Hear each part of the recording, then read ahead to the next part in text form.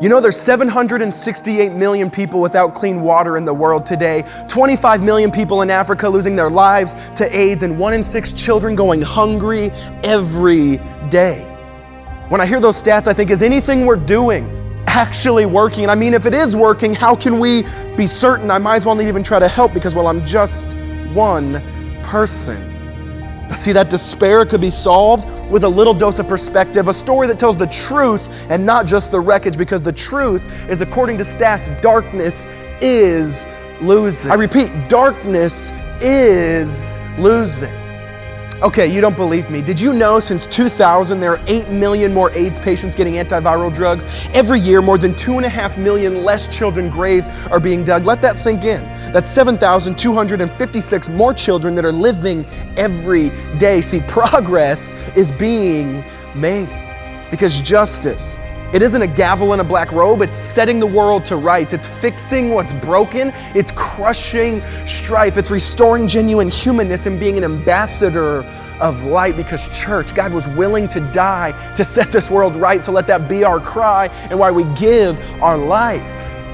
But first, justice also isn't a lot of things. Justice isn't doing good things simply because they benefit you. It's not using good causes to build your platform too. In fact, it's not sexy, it's messy, and it's not arbitrary kindness, but standing firm for what's true. I mean, who cares about how much we sing about justice at our shows? Here's the real question. When's the last time we had a non-Christian in our home? So real quick, let me tell you what justice is. Justice is throwing the lasso around heaven and pulling it down to earth. It's loving your neighbor no matter how much it hurts. It's where we got sit-ins, women saying, I don't belong in the kitchen, pushback of hypocritical religion, and Christians saying we'll die for these causes if that's the only way you'll listen. See, justice is the church's mission.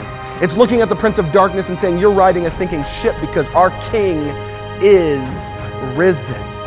See, the whole point of this poem is to be encouraged that darkness is losing. Jesus is moving. Thanks to you all and the work you've been doing, lives are being changed. People are getting clean water. Peace is being restored and people are getting cured. So my plea is, don't give up.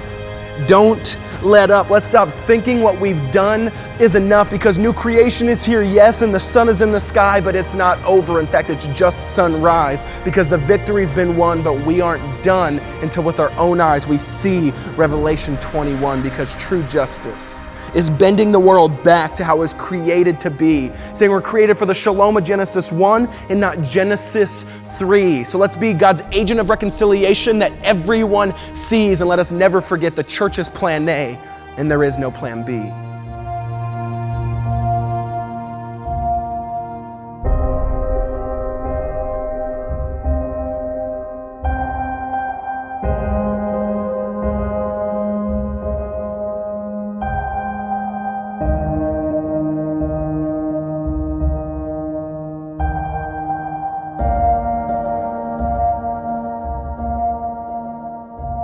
Thanks for watching, guys. If you want to watch more spoken word videos, click down there. Real quick, a few announcements that are going on that are awesome. If you want to get my book, audiobook, completely free, click up there. All our poems are now on iTunes, all of them except for this one, of course. Click over here, and then the store is still open with new shirts, posters, and signed books from me and Alyssa down there. And lastly, I just want to say thanks to Nate Johnson and Luke Steiner for sponsoring this video through Subbable. You guys are awesome. And if anyone else out there wants to sponsor or support us, go to the Subbable link down there. That's all I got. Love you guys.